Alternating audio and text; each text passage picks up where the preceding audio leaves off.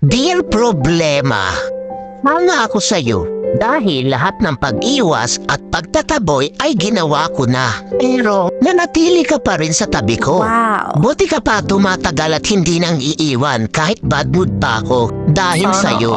Kaya lang, napapagod na talaga ako sa'yo. Pwede bang tantanan mo na ako? I-give up mo na ako, please. Mag-break na tayo, problema. Hindi na kita kayang tagalan. Kaya, iba na lang mahalin mo. Mababaliw na ako kaiisip sa'yo. Pwede, ikaw na lang mag-isip sa akin. Ikaw naman mamroblema sa akin. At nakakapagtaka ka rin problema, no? Dahil wala namang nangyayari sa atin. Bakit nagkaanak ka? Dumami ka pa talaga. Hindi akin yan. Nagawa mo rin pala talaga akong lokohin, ha?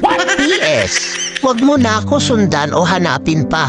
Wala akong pananagutan sa'yo.